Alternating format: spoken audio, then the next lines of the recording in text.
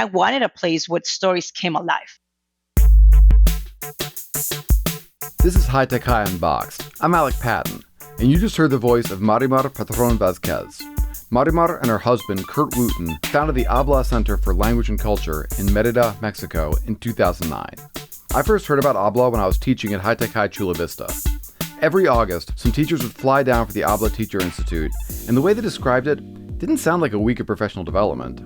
It sounded like this. I think of so many things when I think of Habla, but instantaneously what comes to mind are colors and just vibrance and beauty, because it was just a magical time. It was being able to be with colleagues and traveling, and it was hot and it was humid. We were like doing this work that was so meaningful and sweating, but like creating together and just like really being vulnerable. I think it definitely took me to another level as not just an educator, but also I think just as a human. There's no air conditioning. You're in the middle of Mérida and it's hot and sweaty and everyone's smelling after a few days. You kind of just got to let go and be like, okay, we are in this together. If you're in Mérida, you're going to feel like you're like in a big hug the whole time because it's so warm there. You're also going to hear the echo because most of the buildings are made out of cinder block and there's tiled floors. So I remember being barefoot on the cold tile, but still warm, and the sound of Kurt and Marimar's voice really resonating in the space. And then when everybody would start sharing out, it was like a cacophony of excitement. And we didn't sound like adults anymore. We sounded like kids. I think of the game Twister because we were doing a lot of human sculptures and just kind of felt like a metaphor for how we were being asked to like stretch ourselves, comfort levels, and just the bounds of what we thought teaching could be or how creative and comfortable we are. Like, am I an artist? Well, maybe I'm not, but maybe I am now, and maybe I am at Habla. Going there, you could just be your weird self a little bit. Most conferences are usually really rigid. I know this one felt just fun and joyful and dancing and singing and that sort of stuff. One of the things that I remember, and I think it was the first activity, was learning how to observe and see. And by trade, I'm a scientist, so I feel like I'm really good at observing. But we were observing for words and for colors and for images, and it really changed my perspective of how we could approach science and science literacy just by using a framing device and looking at the world through this 1-inch square. I remember sitting on the ground and we were looking at a very specific kind of microcosm of the building and just like zeroing in on one thing. And we had to draw it, and then we were creating this story. And I just remember sitting on the ground and not only just engaging in that activity, but just really literally feeling everything, feeling the heat, feeling like the dirt on my feet, but like loving it, being next to people while they were creating, and just being in this moment of like, wow, we're all doing this because we want to do this, and just feeling like really special, but really, really profound. For me, it's funny that it happened like right at the end with the culmination of learning where we did these performances, and mine was chosen to be performed. And I wrote a story about my grandpa and the casita that he built us, and the casita became him, and he had passed away, just a few years before, and I don't think I fully processed it. And I did that live in front of an audience, and my husband was there, and we weren't married yet, but he got to see me, and everyone else got to see me just be super vulnerable, and at the same time, like right as I broke down, the entire community ready to lift me up with their spirits, like we were in it together, and it was totally unexpected. I thought, yeah, I can get through this. I've been practicing my lines, and then suddenly it just took on a life of its own, and I was like, wow. What a surprise experience. Those voices you just heard belong to Nuvia Ruland, Britt Shirk, Mark Poole, and Tere Cesenia Bontempo. I went to Habla the same year as Tere. Like Tere, I performed a story I'd written at the final performance. And, in fact, I also broke down while performing. and while rehearsing. It was an intense week. High Tech High Chula Vista teachers went to Habla in August because of our director, Lillian Sue. Lillian knew about Habla because she got her master's in education at Brown University. You'll understand why that matters later on in the episode. She told me she sent teachers to Habla in order to get their classes on their feet. Literally. What I always appreciated about arts literacy was about how you would engage kind of a wide range of students to really embody text through movement, through really looking at the arts in different ways and thinking about how to provide access points for the wide range of learners that we have. Even at High Tech High, right? We're not wedded to students sitting in rows, right? And it's much more collaborative. But for the most part, kids are still sitting. And so I think this idea of like, how do we break out of that? How do we recognize that there are all these other ways of engaging students that can be much more movement-based and kinesthetic? Last month, I sat down with Marimar and Kurt to find out where all this came from. For Marimar, it started right in Mérida. Growing up in Mérida, I had two older brothers. I'm the youngest of three siblings. I didn't have a room of my own until I was older. And reading for me was just escape to find my own corner where I felt like I was, with me. But the one story that I always talk about is about Little Women. And I remember, of course, Josephine was my main character. And the reason why I like her is because as many girls my age, when we're reading that book, it was about writing and it was about independence and it was about having a voice. So I really fell in love with Josephine. And I don't remember if it's in the second book or the third book where she becomes a teacher. So she's writing and then she opens a school. And now is that I'm making the connection about having a space and having a school. And so anyway, I went on and I studied literature. Mama, I want to stop you because I want to go way back. I want to go more in depth here, not less. Okay. Is there a first story you remember hearing? Oh, yes, of course. The first stories I remember hearing are the ones from my grandmother, from my mother's side. She has this very rebellious spirit. So the way that she would deal with that is just by telling stories. So when we were little, my grandmother, she would bring stories about legends to us. She would always, cover herself with like a comforter, like a sabana, and she would go and just tell stories about animas or souls, as we would call them in Spanish. And she would just, chase us around the house. And wait, so she wrapped herself in a blanket? In a blanket, yes, in a blanket. Yes, she would do that and chase my two brothers and myself. Just telling stories, but she wasn't like chasing us to scare us, but she was chasing us while she was telling the stories. Wait, she'd tell you stories while she was chasing you around the house? Yes, outside in the garden, and she would tell legends and say, hey, here's a misadura calling you where you are, and then she would laugh. It was never scary because she would laugh while she was telling the stories. And the other thing about my grandmother is she was a delicious cook, and she would sit with us to eat, but she never ate with us. And not because she had the food, and because she would just talk and talk and talk all the way till we finished, and then she would start eating. She had stories at every moment with us, and when we're going to bed, she was an amazing storyteller. Is there a particular story that stands out for you? Oh, yes.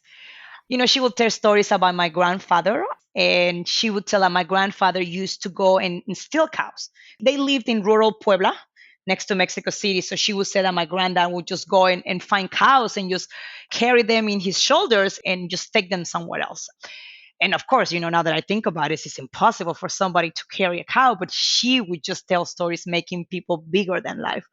That was one of them. The other one is the stories about her father, which I found out later in life that he was trafficking alcohol.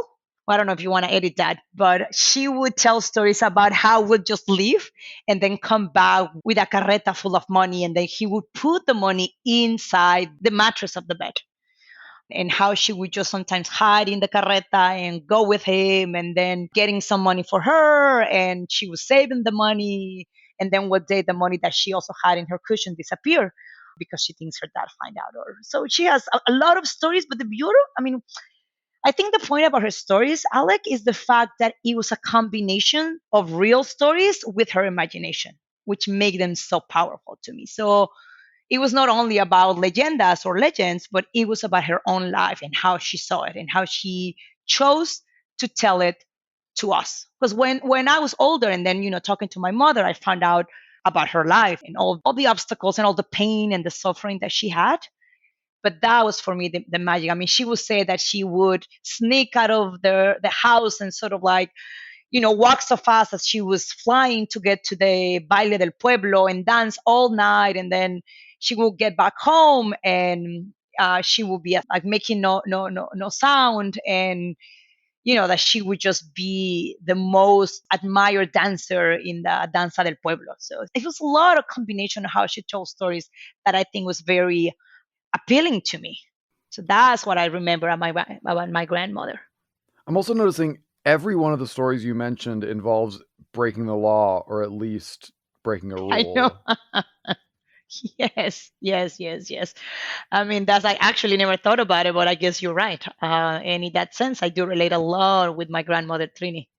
Now that you're making me thinking, now I see a relationship between my grandmother, Joe from Little Women, and myself, right? I mean, that's the kind of women I guess that I hold dear to my heart. So tell me more about the connection you're seeing between your grandmother and yourself now. What are the rules that you guys are breaking? Well, I mean, she was breaking rules, of course, but it has to be about rules about society, right? And about, the role of the female in a family and the daughter. And my grandmother didn't want to get married. And why she got married is because she saw a way out of her family by getting married. So what I see is that I grew up my parents were not they were pretty open, but they were still from a family in the Yucatan. In Mérida, it's one of the more conservative cities. But I was the only girl. And when I was growing up, my two brothers, they were allowed to go to a non-Catholic school for boys and girls. And I went to an all-girl Catholic school, right? So it was not that I couldn't do a lot of things, but there was always this difference between my two brothers and myself. And there were opportunities that they were giving to my brothers as, fairly easy. But then when it was my turn to go abroad during high school, I was not going to be able to do it. So I finally did it, but it cost me more convincing and more doing.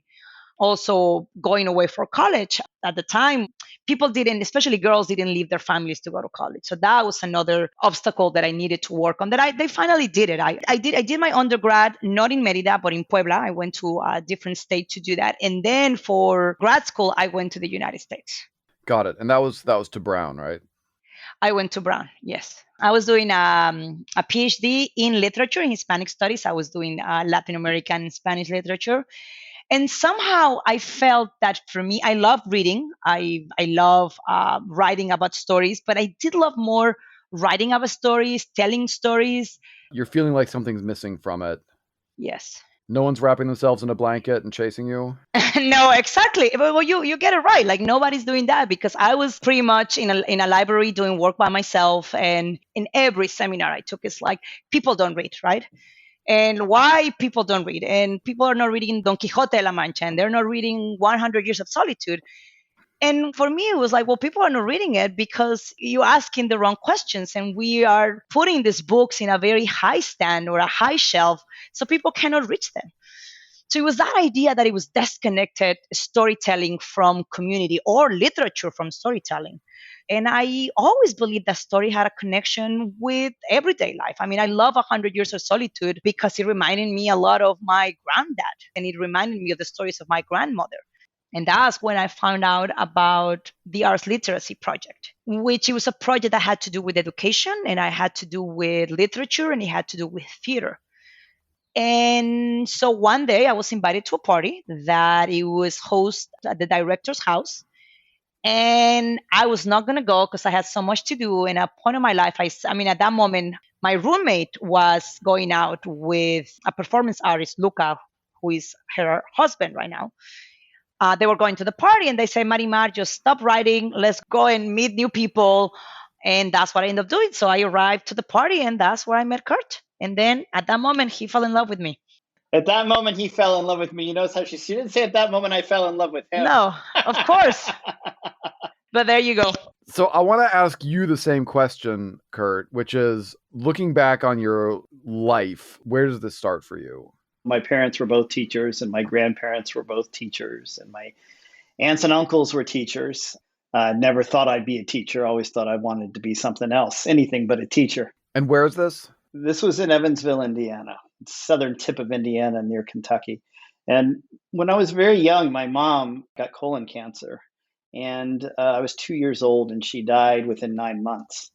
And I didn't know this would have such an impact on me, but years later, when I turned 16, my father brought into the room for me a letter she'd written me, really 9 months of letters she'd written me while she was dying, because she wanted me to know her. She wanted me to know who she was. And it was through those letters that I learned and met my mother. I learned who my mother was, because all I had was very dim memories of her.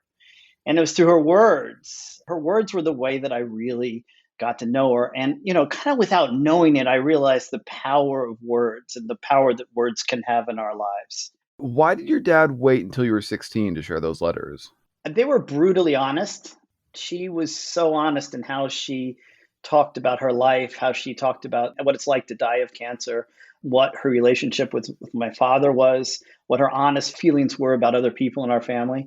And I think that it was the right time for me to read it. Any younger, and it would have been very difficult for me to understand some of those things she wrote about. Difficult at 16 too, I would guess. It was, but I was definitely ready for it at that point. I think he did give it to me at the perfect time. And when I went to college, I studied English literature, just like Marimar. Not English literature. She studied, I think, Hispanic literature. I studied what was taught at the time was European and American literature. And I became a teacher, went off to teach in a boarding school. And a really remarkable thing happened to me, just like Marimar talked about getting that little gift of Little Women. My father, I had never taken an education course because, like I said, I didn't want to be a teacher. And my father gave me 3 books, and he said, well, you need to read these books before you go teach. And the 3 books were Horace's School by Ted Sizer, The Unschooled Mind by Howard Gardner, and The Shopping Mall High School. And I read them. And Horace's School they all had an influence on me, but Horace's School had a really big influence on me. And since I taught in a private school, I could teach any way I wanted to. So I used exhibitions in my classroom of learning where students show what they know at the end of the semester. I've been involved in theater in high school and middle school and college, so I had my students perform. And we created arts installations, art exhibits, performances, and a lot of the ideas in that book, interdisciplinary learning, the student as worker, teacher as coach, less is more, influenced me at a very early age in the way that I taught. And then I went to a Coalition of Essential Schools conference, which was the big progressive education conference at the time, and met Ted Sizer. And he said, well, you must come to Brown. He was head of the education department there at the time. So I went to Brown for my graduate degree in education and studied with Ted and took a class with him. And we visited schools all up and down New England together with a group of 10 students, spent a whole day shadowing a kid, and ended up staying at Brown and becoming with Eileen Landay, who founded the Arts Literacy Project. She founded it. And then a couple months later, I was directing it while she was my professor at Brown, and she was still running the English program there. And I became director of the Arts Literacy Project when I was about 28 years old, somewhere in there. And that, stayed there. And about 10 years later, I met Marimar at that party. So that was the road to get to Brown and to get to progressive education, as we call it now. There's a point that happens that maybe I just missed it, or maybe you just sort of skipped over it. But you go from there is no possible way I will teach, I'll do anything but teach, to I'm going for my first job at the boarding school. Yeah, I just didn't know what else to do. I started this theater company in my college, and I was completely working on that my senior year. It's called All Student Theater, and it was this massive theater company that's still going to this day. And it was all run by students, and I was just all in on that my senior year. And by the time the production that I was directing, Richard III, was over, I had no idea what to do. So I just sent a bunch of letters out to boarding schools. I remember loving the Dead Poet Society. And I love that idea of that charismatic teacher, the dramatic and the Shakespeare in the room. And so I sent my resume out to a bunch of boarding schools and figure I would maybe run a theater department or teach English and figure things out from there. And it was really finding Ted Sizer's work, finding the Coalition of Essential Schools, finding that like-minded group of progressive educators in the United States, being influenced by people like Debbie Meyer and then later Dennis Littke, and the kind of really interesting schools they were building and creating, and seeing the magic that could happen in the classroom with kids that really kept me in education, I'd say. So why didn't you move to New York and try to be a director? I never I loved doing theater with students. I still do, but I never thought about a professional career in theater. It was never something I really wanted to do. I used it in the classroom all the time, which was the part of the root of the arts literacy project at Brown. How can we bring performance and theater integrated into the daily life of classrooms? But I never wanted to be a professional director. That was never a path that I even thought about. Why not? Because I wasn't that good. But that's still like, you may well be right about your abilities as a director, but I would say that most people, it takes a few years out in the world to decide, you know what, I want to do something other than this. Yeah. So I'm just struck that you, despite the fact that you'd founded this major theater company, you had it so clear in your head. That seems like a little bit of a paradox to me, that you created this thing and you had it so clear in your head. That's funny. I can resolve your paradox for you in that, think of it as not forming a theater company. Think of it as building an organization, which is what I've always done, right? So I built this organization and created a structure for it to continue into the future, which it was written into the student constitution at the university, which is why it's still there. It still has a budget. And then, went on to start the Arts Literacy Project at Brown and then Habla with Marimar. So every stage of my life, we've created something from nothing. And even in the classroom, I feel like when you're with a group of kids, you're building something together. And that's, the difference between delivering information and creating something. If we're all in the classroom, we're going to build something together. What are we going to build? And so I've always directed, and I've always done it professionally. And teacher institutes or professional development for teachers or groups of people really is directing. So you're at Brown, and was it after you got there that you found out that this arts literacy project was starting? No, I was a student there, and I used theater in my classroom, and my professor, Eileen Landay, and I talked about it often. And I left for about 3 months, and we got a grant from the Providence Journal to start an organization. And she had the idea of the Arts Literacy Project and called me up because she needed somebody to run it. So immediately, right after I graduated, I came back to run the Brown Summer High School, this lab school in the summer, and then all the work that we did outside of that. Really, what we were trying to do is look for ways to integrate the arts into reading and writing and literacy experiences. And we were working in the public schools around Rhode Island, Central Falls, and Providence. What was the Summer Lab High School? It's a high school for the teaching program at Brown. So if you go there, if you're an undergraduate or a graduate student in the teaching program, you teach in that summer high school and you're mentored and you teach collaboratively with a group of students in order to learn how to be a teacher. It's free for high school area students to come there for free and to take classes. There are about 300 students there. And what we did is we added on the Arts Literacy Project to it. So we brought professional artists from the community, and they partnered with practicing teachers because we really wanted to explore this idea of what are ways that we can bring the arts together with literacy and integrate the arts into literacy experiences. In my head, it all kind of begins with the Arts Literacy Project. You can trace from Arts Literacy Project to Habla. Is that fair to say? Yeah, I mean, that's definitely a big part of it. Yeah. Yeah, I think so. And so what was the Arts Literacy Project? Or what is? The Arts Literacy Project, I mean, again, it was sort of how can we integrate the arts into literacy and language experiences. Now, we started off with literacy, and Eileen Landay will always tell this story. She said, she'd sit in the back of the classrooms and see so many kids that are bored. Her job was teaching teachers. And she thought, isn't there a better way to get students more engaged in the reading process? And what if we brought professional theater actors in and had them partner with teachers? What would happen? Because theaters folks get text up on the stage and they bring it to life. So how can we bring text to life in our classrooms? And that was the sort of impetus behind the project. We partnered with 2 theaters in town, the Providence Black Repertory Company, the Trinity Repertory Company. And their artists taught with our teachers, both at Brown Summer High School and then in the public schools during the school year. And it was really a laboratory trying to figure out what can we learn, and then later on, a few years later, we wrote a book about it. And I ended up working with a colleague in Brazil, Daniel Suarez, and he had a school down there. And we ended up sort of setting up an arts literacy lab school there in his school. And his school was specifically focused on teaching language through the arts. So we set up in Brazil, and this cross-border, cross-cultural, cross-language work became really interesting to me and to us. And it was in that context that I met Marimar. I was actually planning on moving to Brazil and working with Daniel at his school. And Marimar and I had dreamed up Habla in that moment and said, what if we built Habla in Mérida? And Marimar was teaching Spanish at Brown. And what if we had it be a Spanish school, an international education center, a community center? And that's when we dreamed it up together, was in Providence.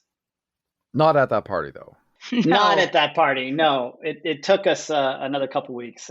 I was going to say, it was a few more weeks. No, we planned over the year. We sort of dreamed about it over the year and then moved to Mérida about a year and a half later and, started looking for a building at that point. And that's the beauty about stories and about when you share stories, right? Like they become alive. And even though I know this story, I know Kurt's story, right? Like listening to it is always about making connection and what has happened since that makes you look back. So the reason what I'm saying is because I think it was we met in a moment where we were looking for something else. I mean, Kurt was definitely in education, but he was getting more into Portuguese language and Latin America, in that sense, in Spanish. And I was in a moment when I knew I didn't want to be an academic, and I have great respect for academics and for the work they do, but I didn't want to be an academic. The best moments in my graduate program was the moments when I was teaching. And also was the gatherings of, I put together a poetry reading at Brown. And it was because I felt the need that a lot of us were writers, or a lot of us wanted to share things that we read out loud in a gathering. So we started an event that it connected people from, education, but also people from the comparative lit program and from the Brazilian and Portuguese studies and from the English department. And then, you will see engineers coming to that gathering to share stories, to read aloud, and to, share the work, our original work, in a very safe space, right? I mean, not only about criticism and not only about saying, is this good or bad, but it was about just sharing what we had inside of our heads and our words. So I guess, when we met at the story, we both were ready for something else, or we both were ready to maybe take our interest in a way that connected more to what we wanted to do, to a future plan. So I went to the party. Yes, I went with my roommate, Julia, she was in the same department doing the graduate program, and now she's teaching Spanish. So we get to the party. I get there with Julia and with Luca. And I think the three of us didn't know anybody. And the energy of that place, of the people that were there, was so different from all the parties that I've been to at Brown, but it felt, the music. I mean, it was not like I was entering a place and I was just listening to music that didn't connect to me. They were playing forró and Brazilian music, and it was a very diverse group of people. And what I mean diverse, I mean, it was not only like graduate students from Brown, but it was people who were doing very interesting work, theater people, teaching artists. And so I get there, I'm thinking that the director of the project is, this, I don't know what I thought. Like, I thought more like about a professor of mine, maybe like an older professor. And then I met Kurt, and I don't know, in the first minutes, he asked me to dance, and he asked me to dance forró. So that was, I think, the moment when we were able to start talking and getting to know each other. And him and the people that were there were sharing music. We're talking about Brazilian music and Maria Rita and projects that we wanted to do. And that's when, I think that's when everything started. Right, Kurt? Yeah, the funny part of the story, though, is that I asked her out to dinner and she said yes. I was going to say that. And I said, well, I got to go to Brazil for a few weeks. So so when I get back, can we go out to dinner? So I was leaving for Brazil in another day or so. Yeah, he asked me to say, hey, do you want to go out for dinner? And I said, well, yes. And then he's like, well, I'm leaving for 5 weeks to Brazil, like in 2 days. I don't think it was 5 weeks. We still argue about how long that was. I think it was like 2 weeks. I think it was 5, but hey. So an undisclosed period of time passes in which Kurt is in Brazil. He comes back. Yeah. You guys go out to dinner. And dancing. And dancing. And dancing. Merengue. Yeah, we went to a Dominican club. Wow, this is like, we've already had 2 completely different dance styles from different countries. This is like intense. Exactly. Yes. Yeah. Well, merengue is easy. If it's the easiest one. He played it safe. So we've had all these different pieces here. There's the poetry reading that you set up. There was the lab school and the bringing theater people into schools. There's all these pieces. There's the setting up the school in Brazil. There's the working with emergent bilingual students. I can see all the pieces of what's going to become Habla have sort of appeared at different points. Who said, "Hey, we could do this. We could do this in Merida"? I mean, I never thought of coming back to Mérida. Once I left, I thought that I was never going to go back. And that's one of the questions that I get asked a lot, right? It's like, well, you went to the United States and you were studying there. How come you came back? And it's been a question that I encounter again and again and again and again, because you're talking about Mexico and somebody goes to do something in the United States, people usually stay, right? So it was that sense of course, he wanted to go to Brazil. He was about to move there for a year. And I was about to finish my program, and just kind of knowing that what I needed to do is apply for a job in academia, but really searching for other things to do. And I think at that moment, it made sense to come to Merida. Kurt wanted to have an experience outside the United States. Merida seems a place where we could open something, and my family was here. And of course, we were, we're about to get married and maybe thinking about a family. So it sort of makes sense to be here, close to my family, to help with everything, to be close to the grandparents. And also I was kind of done with being where I was in the United States. And I was missing things that I didn't quite understood when I was living in Mexico. And I was missing more of that family and the parties and the music. And of course you have Kurt that had all the educational background. And I wanted a place where stories came alive. I mean, that was for me one of the biggest things that I was craving. And I mean, it's also, I think, one of the reasons for the name that we chose. But it was that idea of stories coming to life and finding or understanding that for me, it's a key. It's an essential part of who we are as a community and as human beings. So how did you guys find that incredible space? Kurt has always had that visual idea, in terms of space. And I was looking for something that, will have spaces where people could gather. So we were in a rush. We wanted to do things right. We had a year to think about things and talk. And we came, we were in Mérida and we were looking for spaces. And we went, I don't even remember how many houses we went to see. And every house we saw, it was either too small or too close to something, or didn't have a garden, or there was all these different things that were looking to find a place. And I don't know, maybe a few months into the search, I was looking through a newspaper and I see a picture of a house that I knew, that it was close to the house where I grew up. And I remember looking at the house and telling my mother and saying, hey, Mama, this is Marisa's house. They're selling it. So my mother says, okay, I'm going to go and I'm going to call her. And she calls Marisa, and Marisa said that the house, it was like a few days in the market and it was already promised to somebody and they already signed the promise of sale. So I didn't say anything to Kurt, but like in the back of my head, I was like, that was the perfect house. He had like a big garden and this beautiful house from the 50s and in a great location in Mérida. So I didn't say anything. And I think it was about another maybe 5 months that passed, or 6 months. And Kurt and I were in a wedding. We were not in Mérida. And I get a phone call from my mother. And my mother says, like, you know what? The promise didn't go through. So Tia Marisa called me and said that if you want the house, this was a Saturday. And we were leaving to the United States on the Monday after. Right, Kurt? And we were in Mahahual. We were south of Tulum. Yeah, we were in a tropical we were celebrating a friend's wedding, and there was a tropical storm. So I get the phone call, and she says, well, Marisa says that, you can come see it, and if you want it, she'll give it to you, and it will be everything more direct. So, I'm like with Kurt, and I said, this is happening. I think you're going to love the house. And I knew, it just felt like it was the perfect house.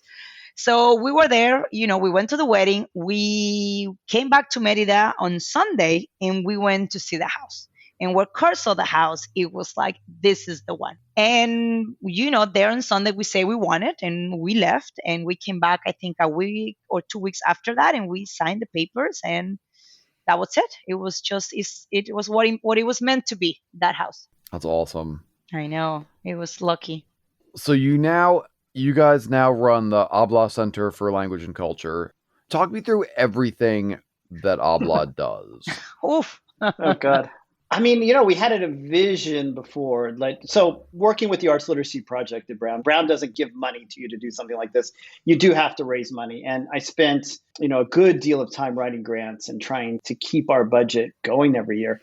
And I knew we didn't want to do that. So we knew we wanted to build certain different aspects of Habla that could all operate independently, which is one of the reasons why it does so many things. And it consists of several different areas. One of them is the actual language school, which is two pieces. One is a local language school for kids and adults that want to come and learn language through the arts. We also have Spanish immersion school, which really came out of Marimar's teaching Spanish so well at Brown to students, which is where people fly in from all around the world to do our Spanish immersion program. Sometimes they stay here for a week and sometimes they stay here for months. Luckily, we started doing that online 3 years before the pandemic. So we were already teaching online for 3 years when this all started. So during the pandemic, we've taught everything online. We moved it all online. So that's one aspect of it. Another one's the teacher training and teacher institutes. So we have our own teacher institutes that we host at Habla, which, as you know, Alec, you've been there. But we also have teacher institutes, one in Chicago. We're partnering with High Tech High on a teacher institute this summer with deeper learning. And we offer these kind of collaborative teacher institutes in New Orleans, really all over the United States and even all over the world. And so there's the teacher training part of it. Another part of it's the study abroad programs. Universities or even high schools partner with us where they bring students for a week, sometimes where students come for a semester or a year to study with us at Habla. And that's often a partnership between us and a university where combination of our teachers and their teachers teaching together in various configurations and doing work in the communities or working with our artistic community partners. And I would say the last thing I can think of right now are our after school programs, which are community programs. And those consist of things like Brain Smart Arts, which is arts classes for local kids, maker spaces for kids.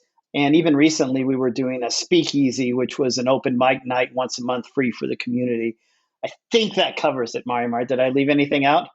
No, I think you got it. I mean, the way that it helps me think about it is a place, I mean, I don't want to say like a tin tank, but it's a place where great colleagues and great people come and think about projects that had to do with education, language, arts, and culture. Mm-hmm. And that is like crossroads for that. For me, it's very important. But it's always that has to do with language, education, arts, and culture. But a lot of things have come to Habla out of people just creating together and coming together to offer experiences. And for me, that's also what it's all about Habla, a space where everybody together creates an experience that has to do with those four things. That's what it helps me to think about Habla, because now, No, it's so nice. Like the speakeasy, it came out of two of our teachers that were part of Habla. And so I think that gave us the structure that we put it, how it was, it was not a school, it was not this, it gave us flexibility. But for me, those are the four pillars of Habla. That's really helpful. Which programs keep the lights on for you guys? I would say it's a combination of all of them, but perhaps most strongly it's people coming to Habla from different countries to learn Spanish, because that's going on all year long, every week of the year.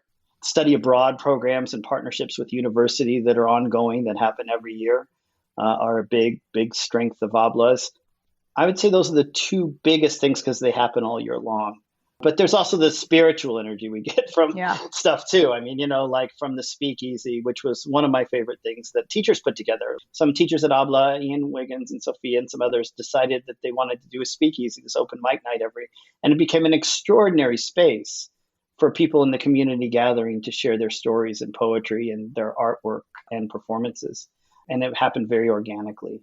And the Teacher Institute is one of my favorite things, which is a week every year where teachers from all around the world gather together to go through an experience together and to meet each other and to share ideas. And just seeing the mix of languages and the community of people that come together for that every year, it's really exciting for me. Yeah, I love that. I got to say that's when you get so many different people. You get from kids that are, they come to Habla for our Creative Space summer camp, and you have adults and retirees learning in Spanish, and then you have the study abroad college students, and then you have like the speakeasy that happens around the same time, and sort of all those energies that happen at Habla. I think it's just what it really makes the spirit and the heart of Habla. And that's what Marimar says. She always says, I love it when the building's humming with action and people. And, you'll get those local kids in the same room as with, some teachers from Spain, and you get this mix of people. It's so exciting at Habla to see. If I went into a language immersion program, would it look like Habla to me? Is like how consistent is it across the thing, and how much is it like, well, this is this thing and this is that? Do you see what I mean? Yeah. I think now I'll say I think it's very consistent, and I think there's a philosophy, there's a methodology, there's certain key elements that we put in each program, but it's also a lot of the beautiful, the amazing people that work with us that bring their own passions to the program. So I think definitely, I don't know if that makes sense, but I think definitely, in the programs that we do, you'll be able to see it now more than ever. Yeah, I would say 7 years after we started Habla, Yeah. I would say the culture of Habla took hold. And what I mean by that, we sat down with our teachers about that time, and I used to really we used to both go into teachers' classrooms and observe them and give them feedback. We got a lot of young teachers, so we'd have to grow them, and the methodology was so strange to a lot of them. So exhibitions at the end of the semester and things like this. So we did that a lot at first, but then about 7 years in, we had a professional development session, and we said, like, what are the words that you would use to describe Habla? And the words that they came up with, even with a lot of new people in the room, were so consistent and so beautiful and so much represented what we did, that it was around that time that we felt like the culture of Habla has really taken hold. And we started to get new teachers. And because we'd had so many experienced teachers there for so many years, and because there was this shared sense of what Habla was, we started to get this shared culture in all of our programming. And I agree, because every teacher that has been there is in some way still connected to Habla, like with projects or conversations so I believe that it's very transferable. And one thing that I saw it is now that we went online, I wasn't thinking about even doing immersion online. We continue with the classes and group classes, and maybe around September, we started thinking of putting the immersion program. And I see now the immersion program online, and it just has the same feeling. You're not in Mérida, of course. We're not serving food, but the way that the class and the themes and the way that it's structured, and how we're building community, and how we're telling stories, and how we're sharing stories, and ending with a final event at the end of the week, I could see that was also happening. Not necessarily because I was there, doing the program, but it was for the teachers that put it together, and also with the Teacher Institute, when we put it online, for me, that was a moment when I saw that, you could see Habla at that moment. I think it's a real generosity, is what I would say. It's a generosity between teachers and students and students and teachers. Like, people are very generous with each other at Habla. They give of themselves to each other. And that's a really beautiful thing to see. When a new teacher comes in and they don't understand this idea of an exhibition or planning backwards, other teachers will step up and just really work with them on their curriculums. And it's a beautiful thing to see. Yeah. That's awesome. Thank you guys so much. Oh, thank you. It's always a pleasure. This is really wonderful, Alec. I'm so glad that you had us. I know. We don't get to do this with each other very often, so it's amazing to hear from each other what Habla is. But it's such a pleasure to talk with you, especially, High Tech High, we value so highly. It was one of the first schools I've ever seen where, I went to a lot of those progressive schools in the coalition days, and in those sort of 70s and 80s, let's say. And they all did a lot of hands-on learning, but they all missed the aesthetic part of it, the art part of it. And I was so impressed at High Tech High that they not only had the hands-on part, and they were wrestling with intellectual frameworks, which I love, but also everything was so beautiful. The students really cared about creating great work, and they took pride in their work in their school. And that was a beautiful thing to see. And so happy to be working in this way with High Tech High on all these different things we're working on. Yeah, agree.